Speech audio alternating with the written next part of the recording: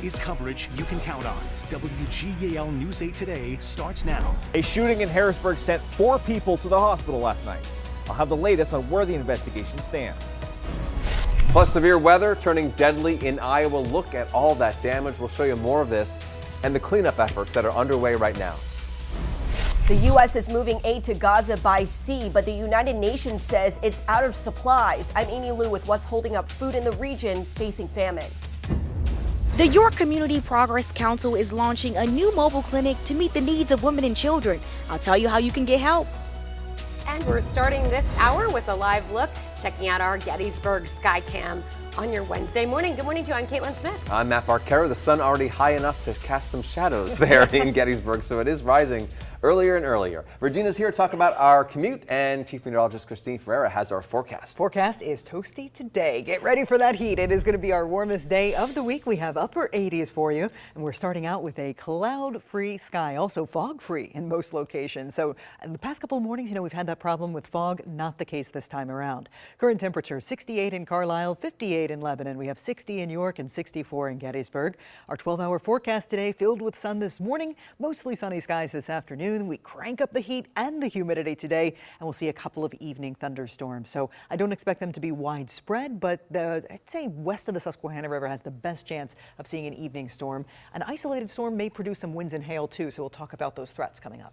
Nice to not have the fog today. Yeah, exactly. Nice to see.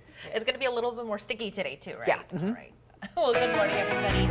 6:01 on the clock for you on this Wednesday morning. It's looking good. That crash in York has dropped. So right now, no accidents all across the Susquehanna Valley. So that is good news. Quick hello to Manheim Township, Lancaster County. This is along Route 30 at 283 there.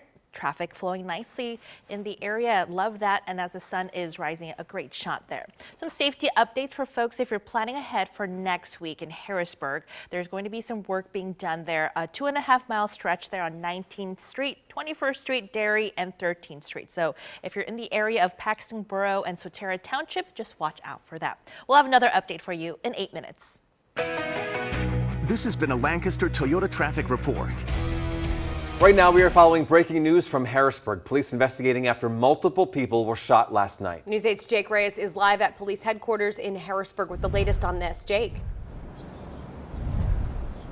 Matt and Caitlin, these shootings were 2 separate incidents that sent 4 people to the hospital, and they happened just a block from each other. Take a look at this video we gathered at the scenes of these incidents. Harrisburg police responded to calls of shots fired at 15th and Chestnut Streets around 8:24 p.m. And when officers arrived, they found 3 victims lying on the ground. Just minutes after officers arrived at the first scene, more calls came in about a shooting at 16th and Chestnut Streets, where officers found a 4th victim. All 4 victims were taken to the hospital, but as of right now, their conditions are unknown.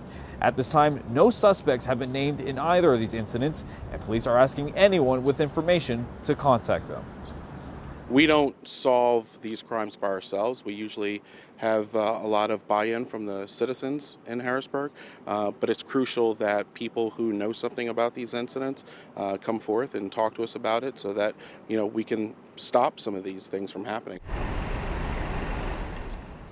And anyone with tips can submit them to police on the department's Crime Watch webpage or by calling Harrisburg Police. And although these shootings happened just a block from each other, it's still unclear if they were at all related. We'll keep you updated on air and online as this investigation continues.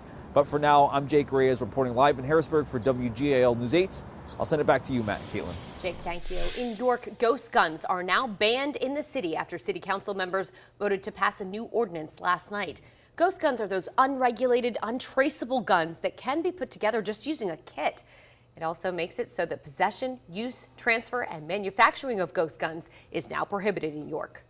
It is another component that we can use to make sure our residents are safe here, our businesses are safe, our companies and organizations are safe, and we want to make sure, as Commissioner Muldrow has shared, that we have a safe community for everyone to come into. According to York Police, they have recovered ghost guns in 19 cases last year, and that number was up from 22 the year before. Right now, cleanup is underway in Iowa after severe weather turned deadly. This is video showing Greenfield, which is just west of Des Moines. So much destruction there. The National Weather Service says there were 20 reports of tornadoes in Iowa yesterday. Officials say several people have died, but they don't have an exact number yet. And with that much damage, we want to make sure that we're doing our due diligence and making sure that we do cover that area extensively. And so we have done numerous searches already, but we want to make sure that we search it even better. Iowa's governor has already signed a disaster emergency proclamation to help the areas that were hit hardest. Now to the Middle East, where the United Nations is not handing out food in southern Gaza as it says it doesn't have anything to distribute. And this shortage comes after the U.S. opened a new delivery route to get supplies to civilians. News 8's Amy Lou has the latest from our Washington bureau. Amy? Matt and Caitlin, the Pentagon's floating pier has not yet reached its full capacity to move aid, but the military says it's still working out the kinks. Deliveries resumed Tuesday after a 2-day delay amid a shortage of ships arriving at the pier. The U.S. is facilitating the delivery of aid from ships to Gaza's shore, where charities and the Israeli military take over. The military's moved more than 500 metric tons of aid so far, but once in Gaza, Palestinians are desperate to get those supplies and have stopped delivery trucks. Just 15 of 26 trucks have made it to their destination. The U.S. is working with Israel and the United Nations to look for alternate routes. There's been discussions by which to ensure that there's alternate routes so that it can be delivered to warehouses.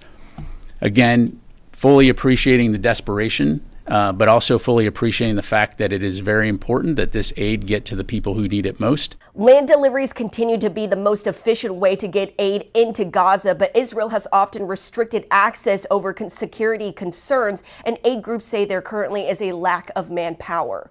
In Washington, I'm Amy Lou, WGAL News 8. All right, thanks, Amy. 6:06 now, and an anti-bullying event that was originally canceled by the Cumberland Valley School Board is set to happen tonight at the Mountain View Middle School. Malik Pantroli is set to host tonight's event. He is an actor, an award-winning author, and an openly gay man. The Cumberland Valley School Board originally voted to cancel his event, saying they were concerned about Pantroli's, quote, lifestyle and activism, and worried that it would become a political event. That led to outcry from the community and protests at the school. Eventually, the board reversed its decision in a 5-4 vote. In Lancaster County, the Warwick School Board is planning to hire a conservative Christian law firm following a vote last night. Here's a look at that meeting as the board was deciding whether to hire the Independence Law Center. Community members had raised concerns about the center's history with Susquehanna Valley school districts, where it had helped establish book bans and also anti-LGBTQ policies. What happens in these schools will affect them for the rest of their lives. Unfortunately, in too many schools, including this one, DEI really means diversity, equity, and inclusion for everyone and everybody except those expressing a Christian point of view. The board says the reason it is working with the ILC is to avoid litigation.